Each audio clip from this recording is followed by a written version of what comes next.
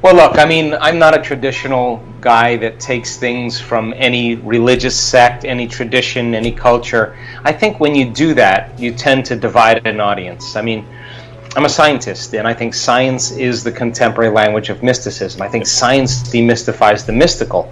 And the moment you start talking religion or culture or tradition, you divide an audience, but science creates community.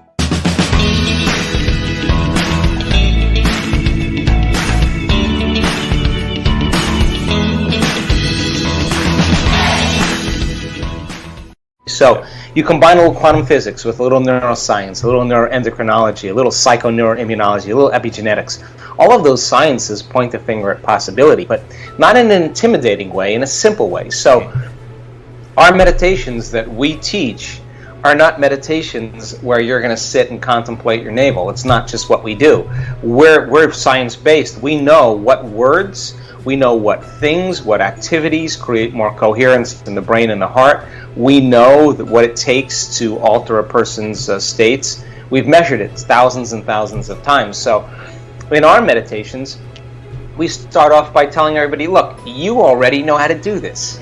You just forgot because you're too busy and too distracted. And most people, to finish the thought from our last conversation, wait for crisis or trauma or disease or diagnosis or loss to finally change. It's got to get so bad that they no longer feel like themselves any longer, that they can see what they look like for the first time. So everybody that's listening on this call has done something great in their life. And what did they do?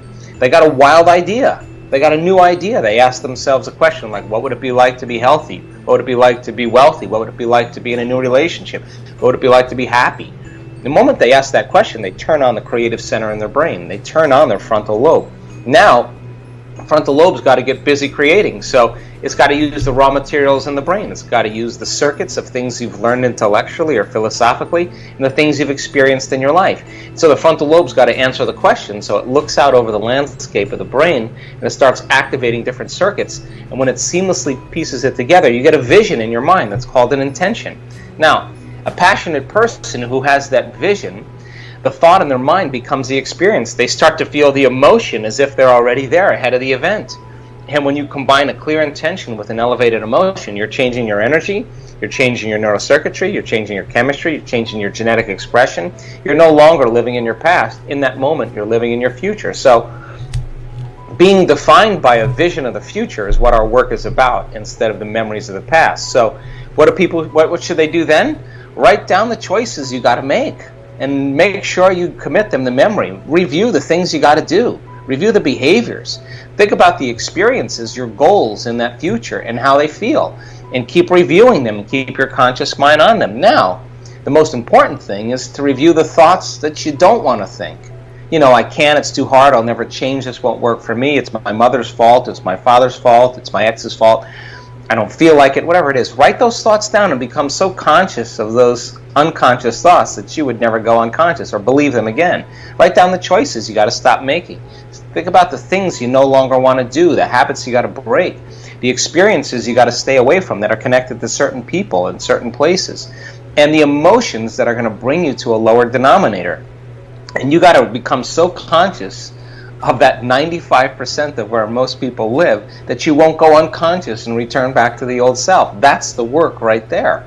So that process is what we all innately are wired to do anyway. It's just that you got to make the time to do it, and that's the key right there. Most people don't want to make the time. Look, I mean, you have to think about this. I mean, the fact that you can think about what you're thinking about makes you wonder who's doing the observing of those thoughts, right? The fact that you can be aware of what you're thinking means you're not the thought. You're the executor or the controller of that thought. You're the consciousness that's executing that thought. So most people think, well, just because I have a thought, it's true. That's not true. Just because you have a thought doesn't necessarily mean it's true. Emotions and feelings are a record of the past. So if you're feeling the familiar emotions every single day of unhappiness or unworthiness or insecurity, then you're starting your day from the past. And if those emotions are driving your thoughts and you can't think greater than how you feel, then you're thinking in the past. And for the most part, your day is going to stay the same. So the first step, without a doubt, Ben, is getting people the right information. The more knowledge you have and understanding how you work and how your brain and body works in a simple way, the better you have the operating manual to take care of yourself. So then we sit people in our workshops sometimes, and they're going to sit there for a period of time. And they're going to sit there, and I'm not going to let them get up. And you know what? They're going to have to get beyond their fear. They're going to have to get beyond their hatred. They're going to get beyond their prejudice, beyond their anger. They got to get beyond it. And yeah, well, you can say, yeah, it's that person that caused it. Okay, well, let's take that person and put him in a straitjacket, duct tape him, and shoot him up to the moon. So now what? Now what are you going to do? You still, on some level, have to make some type of substantial change. So we teach people that knowledge is the forerunner to experience. The right information and understanding it, understanding how you work and all of that, is going to prepare you for a better experience in your life. That's the name of the game. So then, once the person has that knowledge and information, then let's set up the conditions for them to apply it. So, most people, when they reach that crisis point, when they're sick or they're out of balance or whatever, that's the point when they decide to change. My message is, why wait? Take 45 minutes every day and just write down the things you want in your life and start feeling the emotions of how it would happen. And then see if you can stay in that state your entire day. And if you can, you should start seeing synchronicities and coincidences and opportunities and doors opening for you, because you're not the same person any longer. And that's cool, because you don't have to be a physicist or a neuroscientist or an academic or a saint or a priest or a rabbi or any none. You just have to be a common person. Just like you learn any skill, once you learn how to do it, it gets easier and easier. And that's what I want for people, to make it easy. When you're living life, a lot of your attention is on your outer environment. And what is your outer environment made up of? Bodies, people, things, objects, places, and time. A lot of our attention is on our body, how we're feeling. Are we hungry? Are we tired? We're angry? We're frustrated? We have pain? And a lot of our attention is on time, like how much time do we have? Where do we have to go? What do we have to do? And it's the act of keeping your attention on your body, your environment, and time that all of a sudden keeps you separate from your inner world of thoughts and feelings. So that we love this idea of teaching people how to sit down and disconnect from their outer environment.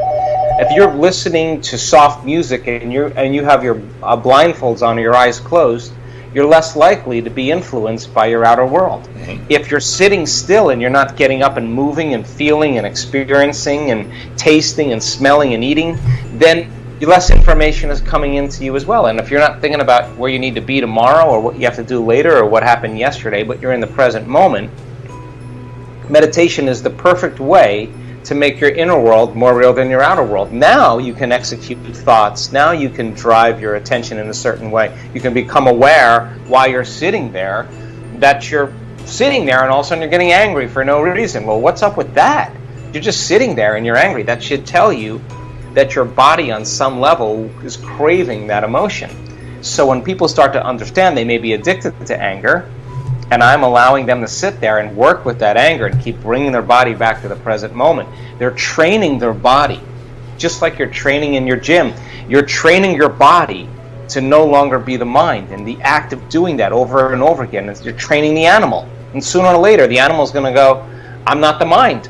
You're the mind. I'm going to let go. And when it finally surrenders, the person gets a biological upgrade. And that biological upgrade happens in a matter of seconds. So I love this because you don't have you can't tell me you're too old to do this. You can't tell me you're too out of shape to do this. You can't tell me you're too sick to do this. You can't tell me your past was too brutal to do this, because I've seen transformation in all shapes and sizes. So if 95%, Ben, of who we are by the time we're 35 years old is a set of memorized behaviors, automatic unconscious habits, emotional reactions, beliefs, perceptions, and attitudes that function subconsciously like a computer program, then in order for us to change, then we got to dive into that operating system and become conscious of it. And the word meditation literally means to become familiar with. So you got to become familiar with those thoughts, those emotions, those behaviors, and become so familiar and conscious of them that you would never go unconscious again. And then you got to decide what thoughts you do want to fire and wire in your brain. You got to rehearse mentally who you're going to be. And the act of rehearsing and thinking about who you're going to be, planning your behaviors, begins to install the neurological hardware in your brain to look like that experience has already happened. Now your brain is no longer a record of the past. Now it's a map to the future. Now, if you keep doing it, firing and wiring, the hardware becomes a software program. And the next thing you know, you're thinking like a happy person. You're acting like an unlimited person because you would put the circuits in place. And then the last step is to teach your body emotionally what that future is going to feel like before it happens. And if you keep cultivating those states of mind and body, neurologically and chemically, it's going to begin to become familiar to you. And you're going to go from one personality to another. And the disease or the problem is going to exist in the old personality, and you're literally someone else. And the person doesn't have to visualize their cancer going away. They'll just tell you the cancer was in the other person. I'm somebody else. Can't live here. And the disease naturally goes away. So it's a side effect of a change. I mean, I have sat with my body, Ben, for hours, and I have watched my mind run all over the place. And there are certain thoughts that you really want to believe in because they're part of you. But when you start really overcoming your own personal limitations, and you're no longer knee-jerking to the people and conditions in your life because you've been sitting there in your meditation, and your body's throwing the kitchen sink at you, and you're just saying, that's all you got? That's it? I'm gonna keep going. Sooner or later, when you break free from the chains of those habits and those emotions, and your body begins to liberate energy, we've measured this, and you start feeling joyful and free, and your heart starts to open, and you're in love with life, and you're moved, and this is a feeling that's not coming from anywhere outside of you, it's coming from within you. I guarantee you'll stand in the presence of your greatest adversary, your biggest betrayer, the person that threw you under the bus, and you'll look that person in the eye, and you will have nothing but love for them, because you'll see a part of yourself you used to be that you no longer are. And the moment that happens, you no longer belong to your past, you belong to your future. And now you see it as a lesson instead of like holding a grudge. You free them and you free yourself, and you're on your way. And that's called evolution. We only complain about our life when it's not working. Nobody complains about their life when they're joyful. They just don't. You only complain about your life when you're angry or bitter or frustrated. So if a person starts working on regulating different states, then they'll say, God, I feel so great. I'm not going to lose this feeling because of that person. I'm just going to see them, wow, I used to be like that. I just totally get them. And now you're free. And I think that's the beginning of unconditional love. We have to get the right knowledge and apply it, as Joe Dispenza would say. But the key here is to become conscious. And it's impossible to become conscious with so many distractions. I mean, television, tablets, social network, stress at work. We are constantly on the autopilot. We barely think anything consciously. It's like this world is designed to capture us unconscious. This is our challenge, to overcome distractions and become conscious, fully aware. That is the road to great and adventurous life. I hope you loved this video by Dr. Joe Dispenza, and you will do everything in your power to start creating consciously. When you create something consciously, deliberately, you will be amazed and empowered. That will be the fuel you needed all the time. If you like this message by Joe Dispenza, share it with your friends and give your thumbs up. Don't forget to subscribe and even join our channel. Stay good and have a great day.